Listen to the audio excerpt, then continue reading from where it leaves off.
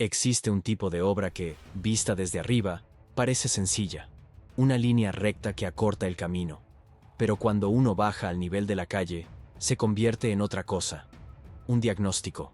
Cancún es uno de los lugares más paradójicos del México moderno, un corredor turístico con estándar internacional, asentado sobre un territorio frágil atravesado por una ciudad real, que trabaja, se desplaza, se congestiona, paga el precio de la logística, y cuando el tiempo se cierra, descubre que el paraíso también puede convertirse en trampa. Es en ese contraste donde nace la promesa de el puente más grande de México sobre el agua. La frase es buena para un titular, pero la pregunta seria es otra. ¿Qué agua es esa? ¿Y por qué la vida de una metrópolis turística quedó dependiente de una estrecha franja de asfalto entre la laguna y el mar? La espina dorsal de esta historia es Quintana Roo, Cancún, el municipio de Benito Juárez, y un eje muy específico. Por un lado, el continente y las avenidas que alimentan la ciudad y el aeropuerto. Por el otro, la zona hotelera extendida como un anzuelo a lo largo del Boulevard Kukulcán. Quien conoce el mapa entiende el problema en segundos. La zona hotelera no es un barrio común. Es una isla larga, con accesos limitados.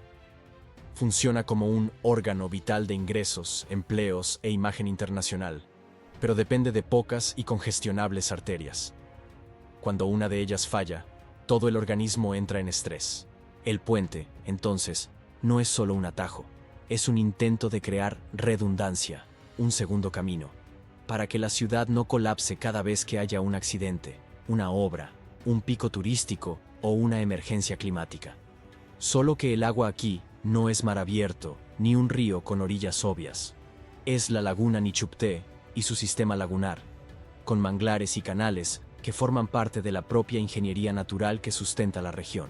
Construir sobre esto es como operar a un paciente con órganos expuestos. El movimiento equivocado genera una hemorragia ecológica o un pasivo jurídico que paraliza la obra. Es por eso que este puente, más que grande, es delicado. Y la delicadeza lo cambia todo. Cambia el método constructivo, el costo, el tiempo y el tipo de conflicto político que surge cuando el concreto se encuentra con el territorio. Cuando se habla de el más grande, hay que elegir la vara de medir. Hay puentes más famosos en México por altura, por vano, por récords de ingeniería en montaña. Aquí el superlativo viene de otra categoría, extensión de viaducto sobre una laguna. En comunicados oficiales de 2025, el proyecto se presenta con una extensión total cercana a los 11 kilómetros, mientras que las fichas técnicas y las descripciones de cartera pública suelen separar lo que es viaducto sobre la laguna de lo que es el conjunto total con entronques y accesos, y ahí aparecen números como 8 kilómetros para el tramo elevado principal. Esto no es un detalle de friki, es exactamente el tipo de matiz que transforma una obra en narrativa, porque 11 kilómetros vende grandiosidad. 8 kilómetros sobre la laguna explica el desafío real, y o entronques y accesos revela dónde la vida urbana sentirá el impacto. En los puntos de entrada y salida donde el tráfico se redistribuye y donde aparecen las expropiaciones e interferencias. El puente fue diseñado para unir dos mundos. En el lado ciudad, se conecta al eje que vertebra Cancún continental cerca del gran nudo vial que organiza avenidas como Cabá, Bonampak y Tulum, y la conexión con Luis Donaldo Colosio, el camino que también dialoga con el flujo del aeropuerto. En el lado postal, aterriza en la zona hotelera, cerca del Boulevard Kukulcán, alrededor del kilómetro 13. Esta elección no es inocente. Busca cortar el cuello de botella, donde hoy se pierde tiempo y combustible, para llegar al corazón hotelero.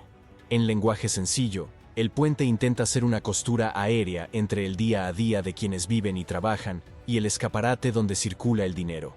Es aquí donde entra la ingeniería traducida a lo humano. Construir un viaducto largo sobre agua poco profunda y manglar no es hacer pilares y echar losa. Es como montar una pasarela sobre un ecosistema sin pisarlo. Cada cimentación es una decisión. Dónde perforar, dónde hincar pilotes, cómo transportar equipos sin abrir caminos provisionales sobre áreas sensibles, cómo lidiar con suelo saturado y con la salinidad que corroe. El concreto, allí, no es solo concreto. Es promesa de durabilidad en un ambiente que quiere, todo el tiempo, devolver todo al estado natural. Y la salinidad es paciente, no necesita vencer mañana. solo necesita esperar años para cobrar un mantenimiento costoso. Informes técnicos y comunicados recientes de la autoridad federal mencionan métodos de construcción que reducen la huella en el terreno y permiten ejecutar tramos con menos intervención directa en el manglar, incluyendo sistemas de montaje desde arriba, como si la obra avanzara sobre sí misma en lugar de depender de grandes rellenos temporales. La metáfora más honesta es esta.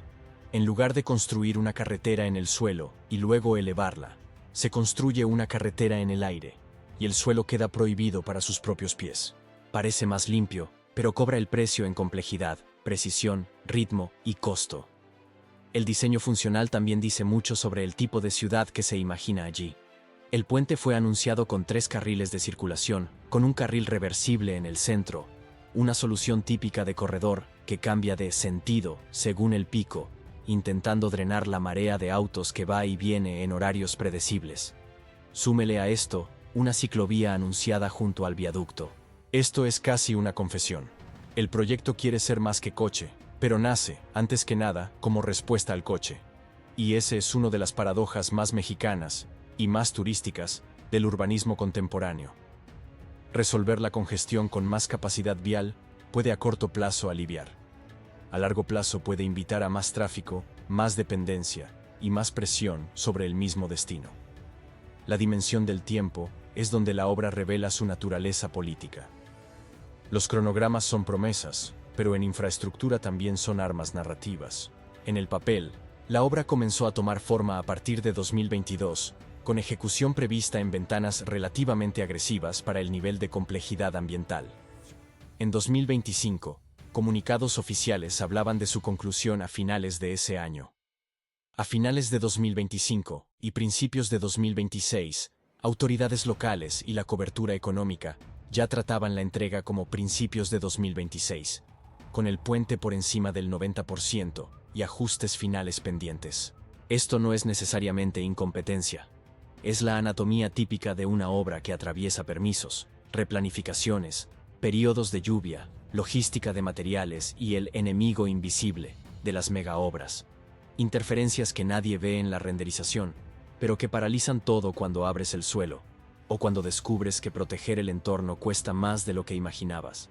Y aquí entran los cuellos de botella que rara vez aparecen en la propaganda.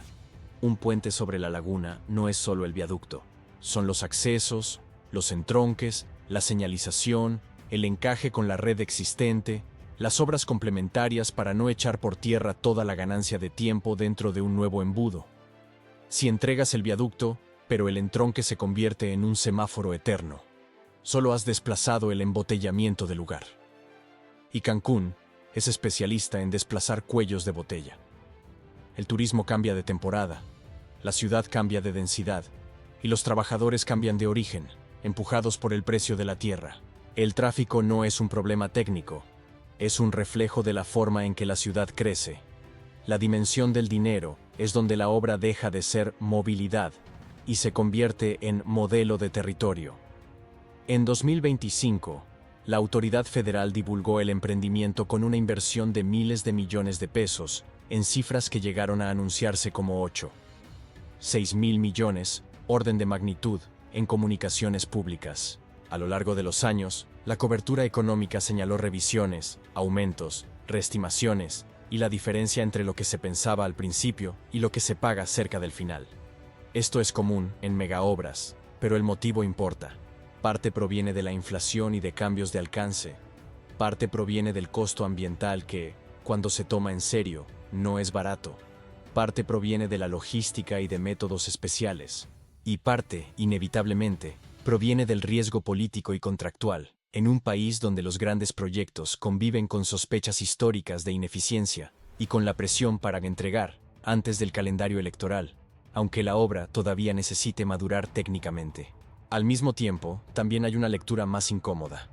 Este tipo de inversión existe porque Cancún no es solo una ciudad, es una máquina de ingresos nacionales e internacionales. El puente, en este sentido, funciona como infraestructura de protección de la caja.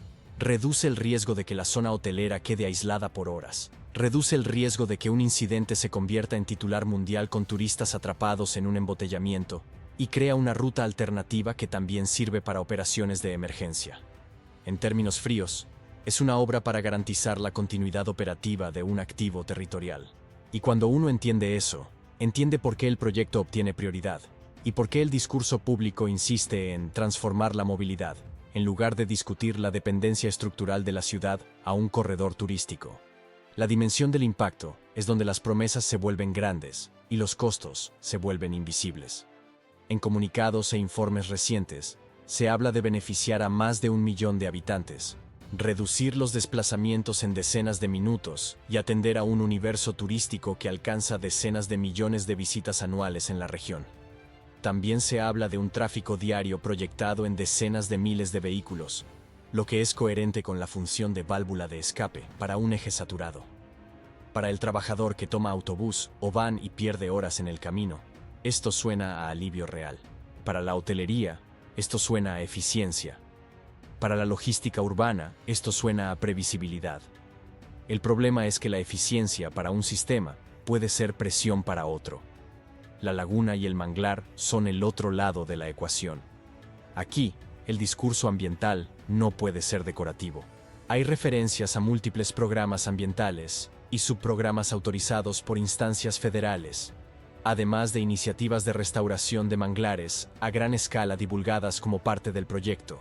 Un intento no solo de mitigar el daño, sino de dejar un legado de recuperación.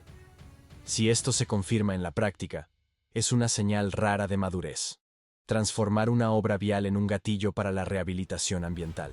Pero el escepticismo es saludable. La restauración no es plantar y listo.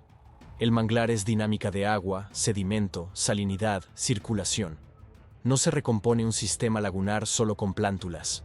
Se recompone con hidrología funcionando. Y una estructura larga sobre agua puede alterar patrones de viento, sombra, circulación de embarcaciones, e incluso microdinámicas de sedimento en ciertos tramos. No necesita convertirse en desastre para convertirse en pasivo. Basta con convertirse en un costo recurrente. Más asolvamiento aquí, más mantenimiento allá, más monitoreo, más restricciones. También está el impacto social más silencioso. Cuando se crea un nuevo acceso, se crea una nueva geografía de valor. Tierras y barrios cercanos a los entronques cambian de precio. Las rutas de transporte informal cambian de lógica.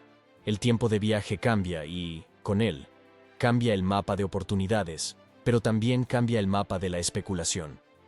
Una obra así puede acercar empleos a quienes viven lejos, pero también puede acelerar expulsiones indirectas si el territorio mejorado se convierte en objeto de acaparamiento inmobiliario. Cancún ya nació como un proyecto planeado, y precisamente por eso convive con una ciudad paralela que creció para sustentar el proyecto. El puente puede aliviar el dolor del desplazamiento, pero no resuelve la raíz. ¿Por qué tanta gente necesita cruzar tantos kilómetros todos los días para mantener la máquina turística en pie? Y hay un contrapunto aún más incómodo. El puente puede reforzar la dependencia del coche dentro de la zona hotelera. Si el carril reversible se usa como promesa de fluidez para vehículos privados, la ciudad puede posponer inversiones más agresivas en transporte público de alta capacidad, gestión de la demanda, carriles dedicados, integración tarifaria y diseño urbano que reduzca la necesidad de desplazamiento. Es el viejo dilema.